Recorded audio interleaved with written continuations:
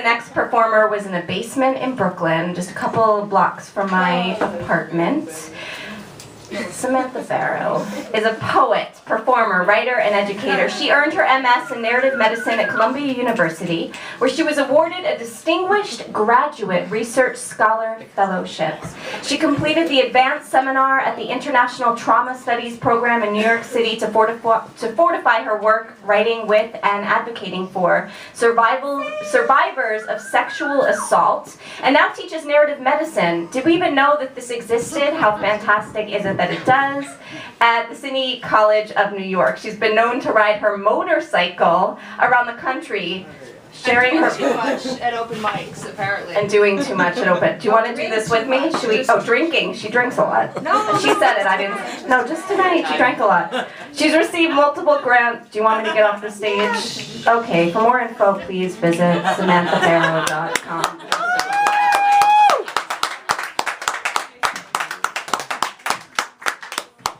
So I wasn't going to do this poem tonight, but I really hope Katz gets a boner. And many years ago, he requested this poem, so let's see. Did somebody just make farting noises in the front row? Apparently somebody's competing. Unrelated. No? Okay. I was just breathing in, out, thinking of walking, lift, sink. Staring at springtime, pink, green, smelling the world. There are some problems, pain, fear. Something else happened, smoke, dust. I can't let go of, want more. The deepest desires of soul. What were you thinking late night? Unloading your burden, I shrink. Under the toxins you blame. My freedom for all of your claws. No more will I reach for ribs, ears. My heart has spoken, I'm done. You buried the wonder instead of the seed, so I will eat summer alone. Did it work? Yeah. Oh, yeah. So I'm reading, I arranged these poems in a little bit of an order to kind of think about desire and then family and then maybe power. So if you sniff around, you might be able to pick up that thread in this little collection here. The dinner you made. I start off a little slow too. Asleep after love. Wash your hands full of the dinner you made. Oil of jalapenos, julienne your slaw. My folds don't burn badly enough to stop, but tingle. Fireflies, warning, exploding. Your beef-pushing hands slap meat, burgers, stud with garlic, roasted, nibbles of blue cheese, coat caramelized onions, fingers squeeze, lemon-collared serve spring green, soft, skinny ribs, my palate. In bed I lay, face nuzzle your breasts, rip open softly, wrists flop, my face is next.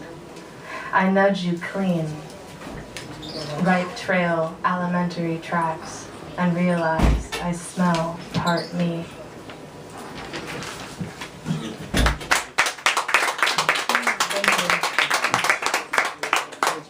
Clavicle morning. 1. Beyond communicate, we siphon, touching always, my hand linked into your clavicle as you move. Clavis from Latin, key. Your skin is silk and larva. My hand on your thigh, we drive, or walking in your pocket, under the table, the blood circles. Always a deep mourning inside, that nature will not fulfill its primal desire through our skins colliding, bursting into new life hatched.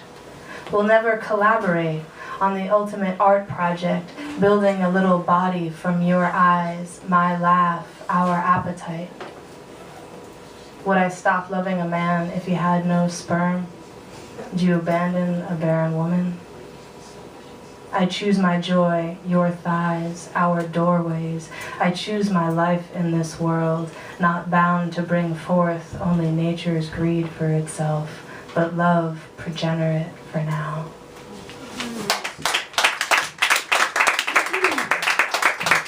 Thank you. This one's called 14 Ways of Looking at Sperm.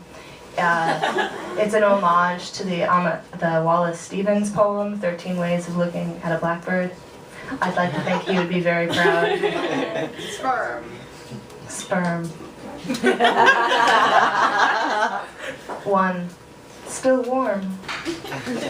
2. The sacred vessel of possibility. All those little glasses and grins shining up at me at once. 3. In reference to Mother Nature's sense of justice, female orgasm ups the odds of fertilization. Quote, sweetie, I love you, but I don't think I can please you with my face. I just don't want to taste Sean's spooge. End quote. 4. Sex has never felt so medical. We need to buy a speculum. 5. Do not comment on size of donation unless it is to say, wow, that's huge. 6. I prefer the term Shawnee shake, he says. 7. Robin says her donors, Chris and Stephen, are very different. For one thing, and a doctor confirmed this, Chris's little swimmers are slow. She finds herself maternally cooing towards her uterus. You can do it. 8. To think of all the times I avoided this salty danger. 9. 15 days later, the donor wants to know, so? Via text. Oh God. 10. I am not drinking for no good reason. 11. Trying really hard not to have a baby with a man I would never want to have a baby with. 12. Fathering without being daddy. 13. Shawnee shake. 14. It still smells funny and sticky. This time we put a towel down.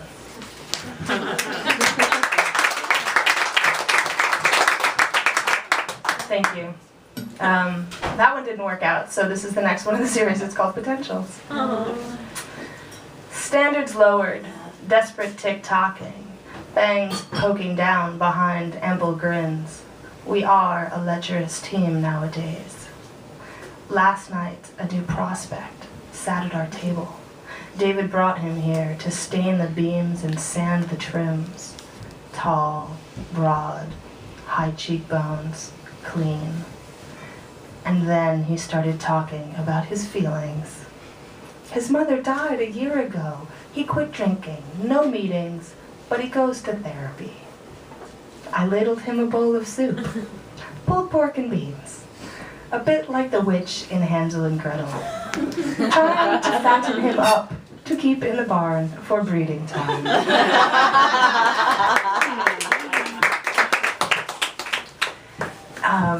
And lastly, this one's called The Vet. I decided to tell my vet that I wished he was a gynecologist.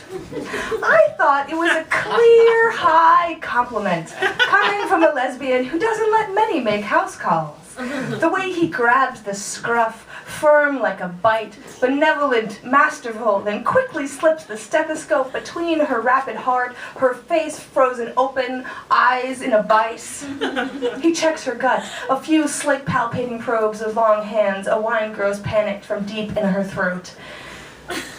He's done before she knows it. She crawls to me for a treat. But now it's my turn to rule our kitty, twice a day with pills. I stroke the calico between her ears, vampire ready. My left claw grabs her nape, my right jams open her jaw. One finger tries to sink the little white nasty into the back of that pink small purse. Don't suppose that she doesn't bite harder with each ritual. As I'm saving her life, I hold her in my lap, feed her chicken treats, wonder what she remembers. Later, She looks at me across the room, comes to rub my calf, even when her first mama, my wife, is available for lap. I used to be invisible, even as the hand that fed I used to be invisible before I got drunk. And now I'm on stage, highly visible. Feeding a cat. Nightly meals, forked from the can. Thank you very much. That's it, but I just want to say thanks to Aimee. I feel like this is my fucking birthday. Like, if I was going to plan a party, this is who I would invite and what I would do. And so thank you to Aimee for bringing us all together. And my birthday's in October.